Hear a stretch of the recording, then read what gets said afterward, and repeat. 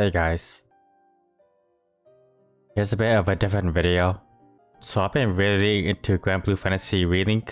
As you can see, I have over 300 hours, mostly from AFK'ing. For everyone new to my channel, I am Mikey Jane. I mostly make MAPLESTORY content, but I've been really into this game. I go from one farming game to another pretty much. Anyways, I'm here to give you 9 tips on what I've learned in 300 hours. Tip number 1 is how to get to endgame. So you see here, you start off with easy, normal, and then you go to hard, very hard, and extreme. And then we go to maniac and proud. Proud is the hardest difficulty at the moment. And this is our endgame right here. You just go through the whole game. You can skip all the cutscenes, it's not very interesting. Typical JRPG stuff. It doesn't really matter what difficulty you play on. Just get through it. There are some unlockables here and there, but you don't have to do it. The things you do find, it doesn't really matter that much. It matters if you care about collectibles, which I will eventually do. So just go through all until like the very last chapter, which is chapter 10, and then chapter 0, which is chapter 11. I recommend you watch some videos and focus on one character, and I'll explain why later on. There are a bunch of characters and they give you some, but try to pick someone you think is cool or someone you like.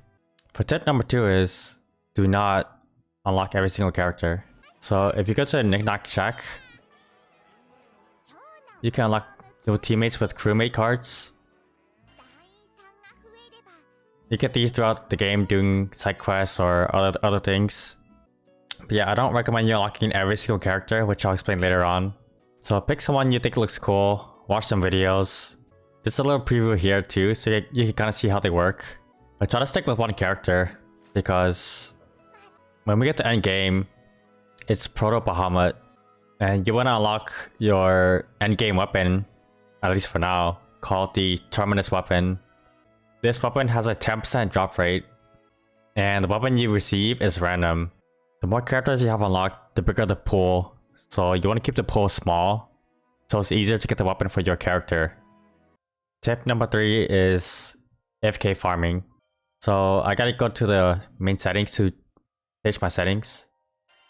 I recommend you doing the lowest settings you can. So in my case 720 and then 30 FPS. And you see my screen is like really small. But this uses less resources and won't lag your computer. I normally have this on the corner of my screen while playing other games, like farming on MAPLESTORY or watching YouTube videos, watching a movie. But for the purpose of this video, I'm gonna keep it full screen. Speaking of settings, make sure you go to system, and then game options, and then gameplay.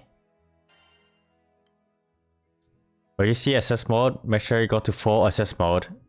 This means your character will automatically attack enemies near you, only if they're on any difficulty below maniac. I also like to have this setting on too, Soulbound Arts activation. This way your AIs can use it whenever they have it up. I also like to turn off vibrations and screen shake because I don't like it. And then I have the quest cutscene auto skip, because if this is off, you have to confirm it. When you are doing the main quest, you will struggle a little bit. I recommend knocking out some of these easier quests. And just go to wherever you can go and just AFK. Just pick something and just AFK. I recommend you focus on one character. And you pick whatever you can go on. Preferably something you need. And just AFK. You see there's tabs on the top here. You can switch through them. Let's say you are working on masteries. And you need some mastery points.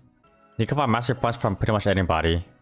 If you're working on upgrading a weapon, which I'll explain later, and you need some materials, you can check it. Let's say you're trying to make a weapon. Let's say you're trying to uncap or make weapon upgrades.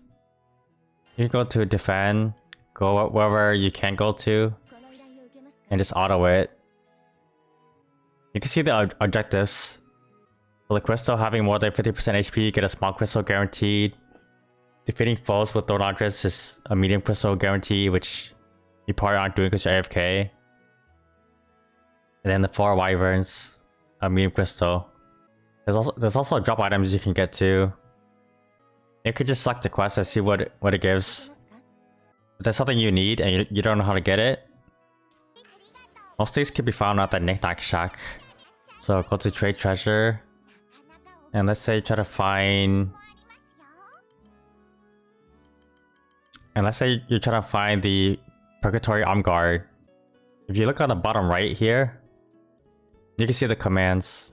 So if I want to farm it, in my case, I'll press Y. And a list comes up where I can wishlist it. After that, go back to the counter. Go to Undertake Quests. And again, on the bottom right, it says search by treasure. So I'll find the item I need.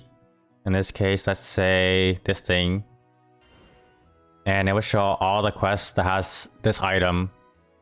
In this bottom left corner, you can see I could press left trigger or right trigger to see additional items, like extra things it drops. And of course, the enemies. So I will work on getting one character really strong. And then slowly work on another one, and another one, and another one. You really just need 3, and then 1 for just AFKing. The reason why I say you want to get 100 is the overmasteries. I've got the levels, but this overmastery level 3 is level 100. So basically, once you're done with your masteries, you could pay mastery points to reroll your extra stats. I'll use Zeta as an example. So the higher the mastery levels, the bigger the stat boost. You can see by the stars on the right side. You can choose a before and after, but it is very costly. Make sure you do this once you have your offense and defense maxed out. So here's how it works. You select it and you confirm it. And it rerolls your stats. It asks you if you want to keep them before or after. I think I might actually take this because the stun. If you don't like it, you can reroll again. And again, it asks you if you want to keep that before or after. I didn't want it, so I kept my old stats. I'll show you a typical setup. So I use Siegfried as my tank because I want him alive, and then 3 just DPS.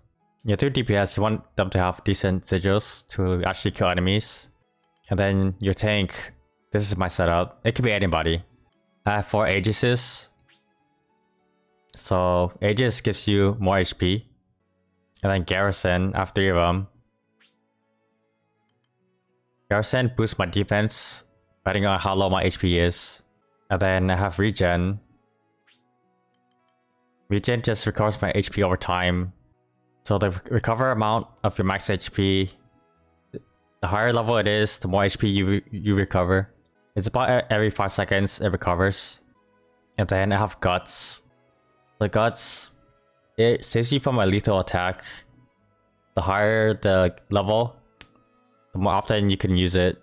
Some other things I like is having auto revive. So when you actually die, it'll just revive you. And max is 2 minutes. And my last extra bonus will be low profile. If you can, try and get this for your tank, because this lowers the aggro on you. You may still get hit every now and then, but it's less likely. For your tank, I have the defender weapon. You can see the traits on the right. It has HP and garrison already, so it's very good for being a tank. Other weapons have different traits, but all we care about is surviving. So I recommend getting this. I have a separate tip on weapons. I'll show you a typical run. So I'm currently farming these frosty axes. And I like going to this one. It could be any map. This one is a maniac, so my character will not attack it. But just for example, I'll show you how it works. So I'll go in as a close. Close means you just play with whoever is in your party. Open means you matchmake with other people. I'm playing by myself, so I'm gonna close it. So I will not move at all.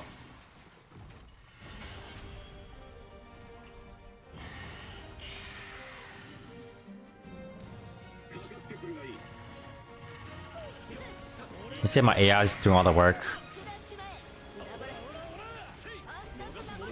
So I have 3 DPS. And I like having one as utility to freeze or stun, as you saw.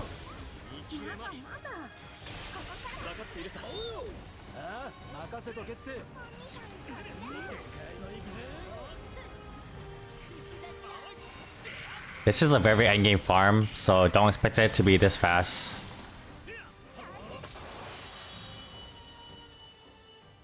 There's a chest at the very end. You have 30 seconds to loot it, but you do not have to actually loot the chest. You will pick them up automatically.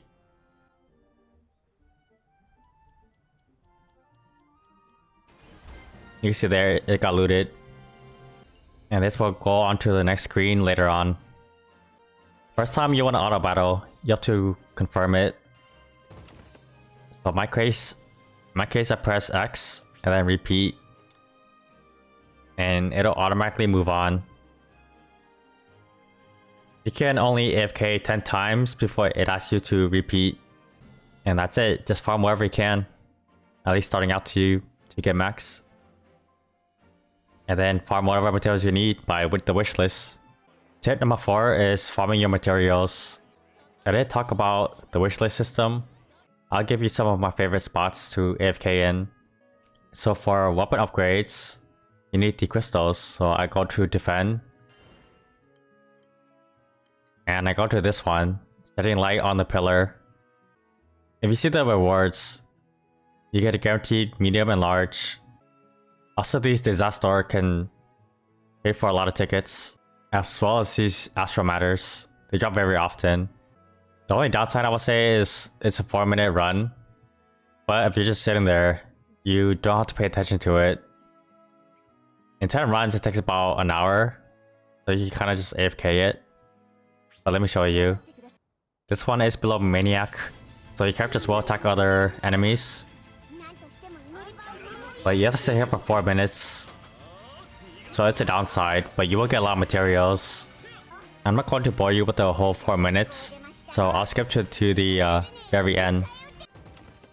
And you can see the things we got. We got 3 large crystals. And then we have 5 here, so we got 8. And then 10 mediums, 20 mediums, and 7 mediums. So 70 mediums and 8 large crystals. And these 2 you can trade it for tickets. I'll repeat it if you want to, but I'm not gonna do that. Also, these coins and curios are pretty nice too. One of my 2 favorite places to farm are these 2.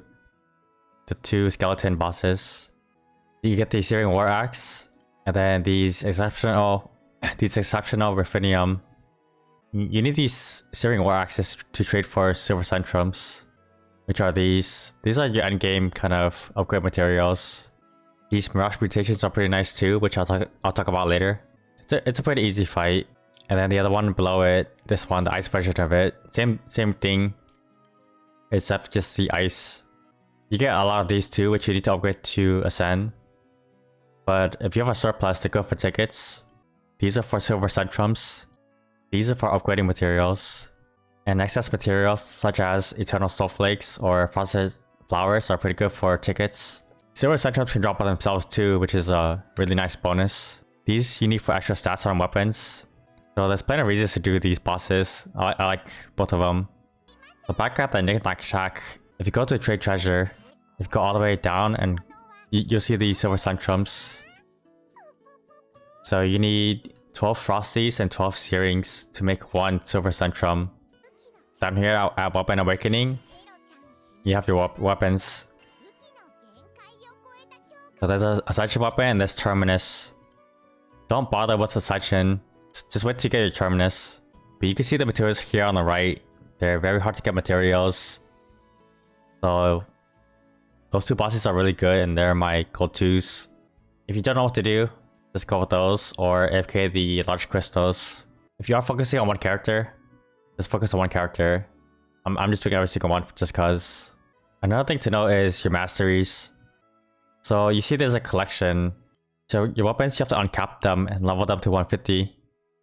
Each weapon has it for each character. But see the different stat bonuses? These stat bonuses actually get added to your character, even though you are not using them. So since I got this, I have 5,000 extra HP, 2,000 extra HP here, more HP, more attack, more crit damage, stun here, all these stuns. You need to unlock each one of these anyways for your final ascension. But either way, you should do them because free stats. Let's talk about tickets. So go back to Knickknack Shack. Go over here to Knickknack Vouchers. So tickets are used for sigils. You unlock these different levels from just unlocking harder difficulties. You unlock the Trust Marbles in Proud mode. So you see here, level 3 Transmutation. You get 15 of these like star thingies. And I Trust Marbles, it tells you how much you need for the next level. It costs 25 vouchers, so you use it and get sigils. They're random each time. Once you get enough, you fill up the bar and get a free Trust Marble. So here's where you get your class sigils. That's the main important thing. And you get level 5 sigils. Again, it's all random. So I'll use one for you guys. Also, the purple one, that's a class sigil. So this is how you get stronger sigils for your characters. And of course the class ones. Each class sigil does something different. But yeah, that's kind of why you want trading tickets. To trade tickets, you go to Knickknack Vouchers. And then I go through my treasures. I find what I have a big surplus of. Like let's say high grade scrap. Actually, let's go with frosted flowers. So you can see in the middle, the exchange rate. One of these equals 2 vouchers. So if I want 100 vouchers, it only takes 50 of my flowers. And if you want to see the max, make sure it's 0 and then press down. So if I want the max vouchers I can hold, it will take 470 of these flowers. Which I do. Then we trade them in. And then we go back. And then trade these in again. So you want to rush your story mode to Proud ASAP, so you can just get your sigils faster. Probably get some strong ones too. And get some of these stones too. Like this one would be pretty decent, at least for now. So in level 3 transmutations, you get level 4 or level 5 sigils. You cannot get a class 1. You can also go back to the vouchers and trade the sigils you don't really want.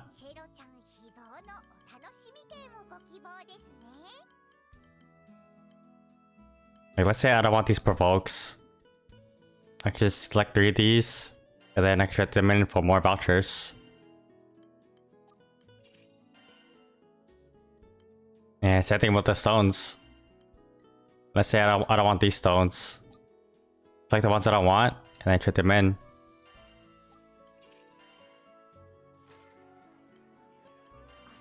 Then repeat. And then once you get enough Trust Marbles, just open these and then hopefully get something good. Tip number 5 is character development. Like I said before, try to get the characters you care about to level 100. You don't need everything to 100. I just did it because I could. So building a character, you want ideally 100% crit rate, but you don't really have to. I think like even 90 is fine. Ways to get 100 crit rate is obviously your sigils. Just get whatever you can. And you can even stack them if you want to. Another way is your blacksmith.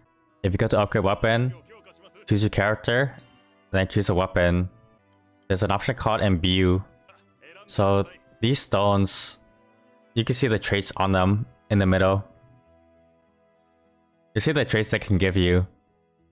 So for example, this stone, if I use it, it would give me 10 levels of crit rate, 7 levels of HP, and 4 levels of attack. You can see my current imbue traits are 10 crit rate, 6 stun, and 4 auto revive. These bonuses get added onto your weapon, they do not override. So there's different ones, as you can see. You'll find better ones as you open up more tickets. But these are ways to get free crit rate. You can always replace them later on, so it's not a big deal. And the last way is the overmasteries. The highest crit rate you can get is 20%. You don't have to get 20%, but just get whatever you can. These are just like bonuses. I recommend you work on your offense first to, you know, kill enemies faster. And then you can work on your defense. If you find yourself dying a lot, you can work on some defense first. And the last thing we are going to talk about is the Fate episodes. So go to your quest counter and click on Fate episode. And each chapter you see there like lore. There's a bunch of lores, but chapter 4 gives you a free sigil, as well as chapter 8. These other chapters will give you more stats. These are pretty easy to do, but you see there's like some requirements. I say do these on characters you care about because free stats and obviously the 2 sigil slots helps a lot. Tip number 6 is party play. So in a party play, you play as the character you are seeing right now. In my case, it's Cagliostro. You want to play your best character. So for party play, I like to have potion holder max. That gives me more potions and also more revives. Since we're here, let's talk about potions. The green one heals a small amount of HP to you. The blue potions gives a big party heal. The mega potion gives you a big healing to yourself. And the revival ones revive you immediately. I like to have this just for myself and also teammates. Auto revive, I recommend too. I don't really get down that much, so I don't really need a high level. If you do see yourself like dying a lot, you might want to put more into this. We talked about it earlier too, but guts. This used to save me a lot of times too when I first got started. At max level, this revives you every 2 minutes. It'll save you from dying. It leaves you at 1 HP. And then you can heal. Something I used early on was improved dodge, which you get these from curios. More on that later. So with improved dodge, I recommend you max it out if you can. It'll make you dodge more. And also increases the window for your iframe at max level. Also untouchable too. You dodge even further. So for multiplayer, I'm gonna take quests. And I'm actually gonna do this boss. And open for party play. When you're on this screen, don't forget to command your teammates.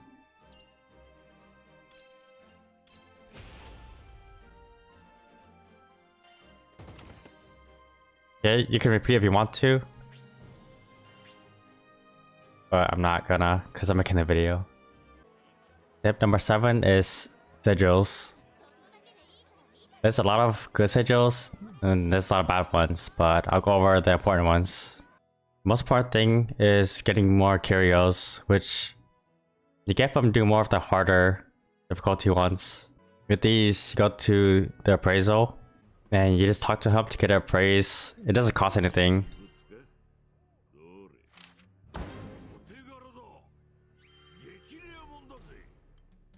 And I got nothing.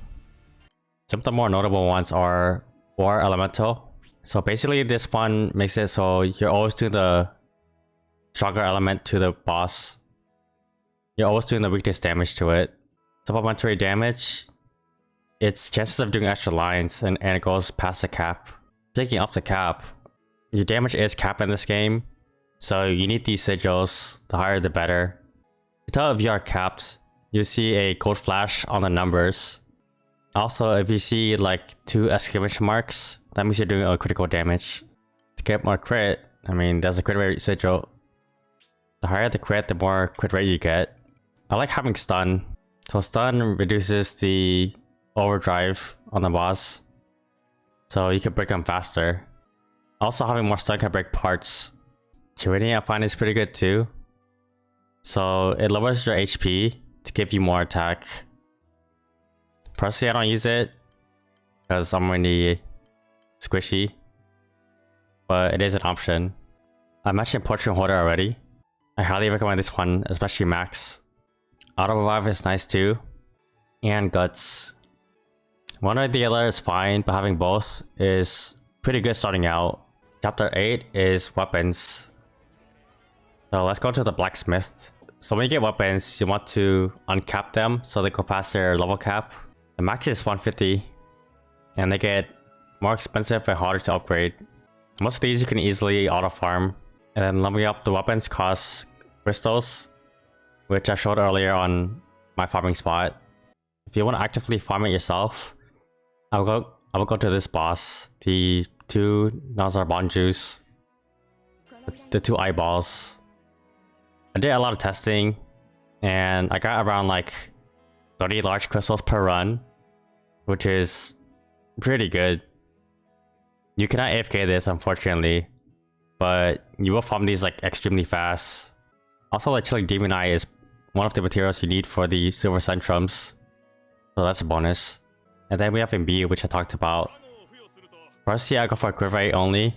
There are other options, like weak point damage, HP, and stun damage. And then we have Mirage Mutations. These give you more HP and attack. So the max is 99, and you can see the bonuses. It's not very much, but you know, free stats. And the last one is Weapon Awakening. So you choose a character, and ideally you want your Terminus weapon. And you can see the materials you need. It takes a lot of materials, and it costs a lot of money too. Each upgrade needs exceptional ruthenium and silver centrums. And legendary merits are pretty easy to get. You get them from like pretty much everything. Everything here you're farming, you're gonna get like legendary merits at least. But yeah, so if you need an item, wishlist something, go to the quest counter. Undertake quests. Search by treasure. Find the item. And then do the boss. That's it. A fully awakened weapon, it glows purple, and you see these like rainbow effects all around it. I'll show you with a different character, but you can see there's a purple glow around it, and there's a rainbow prisms. So if you're in a party play and you see someone with like a purple glowing weapon, that weapon is like max out. It's fully ascended. And tip number 9 is my favorite characters and why. I personally like Cagliostro. He has the strongest buff in the entire game called Phantasmagoria. It gives you attack, defense, and crit rate boosts. She has other skills too, like here, she can lower the enemy's attack. She can heal, she can debuff a boss. And she can AoE res. She can do everything. And once you get her class sigil, when you do her fully charged attack, it gets minus 30% defense down. So she does everything. Good for main or good for AI. Another person I like is Rackham. He's just a hard hitter. I mean, check out this buff. And then he also does defense down too. And he's ranged. I just like him. And I find Yugen's like pretty decent too. He's a really long ranger. And he can paralyze enemies. Catalina's pretty good. She can freeze enemies. And Letstock can also do it. But he also attacks like super fast. And he can also give himself sub damage, which is a chance to do double the lines. He's just a really great character. I also like Charlotta, a really good like support tank. Here she does damage cut or damage reduction to you and your allies. And you can also give yourself iframe. I also like Vayne. He has a skill called Rampart where everyone in your shield is in iframe. They would not take any damage. My second main is actually Fairy. I mean, check out all these buffs. And she summons spirit animals. And she also has Star Heart. And her combo is like really busted. Percival's really good too. He's just a straight up DPS dealer. The main thing about Percival is his skill. The Radar Verbal. So these flame coils, they tick really fast and they hit really hard. So it will like shred like overdrives or the enemy HP. Sadie's really fun and offers a lot of utility.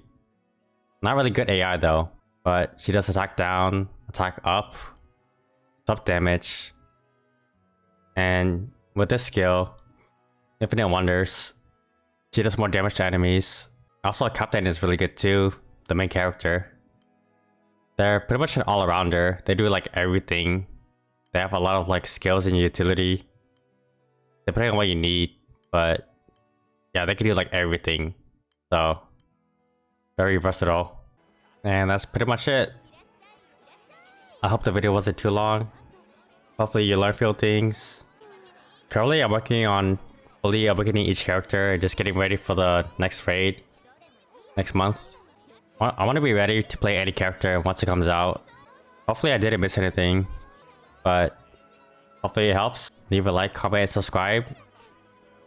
And I'll see you in the next one. Good luck and have fun.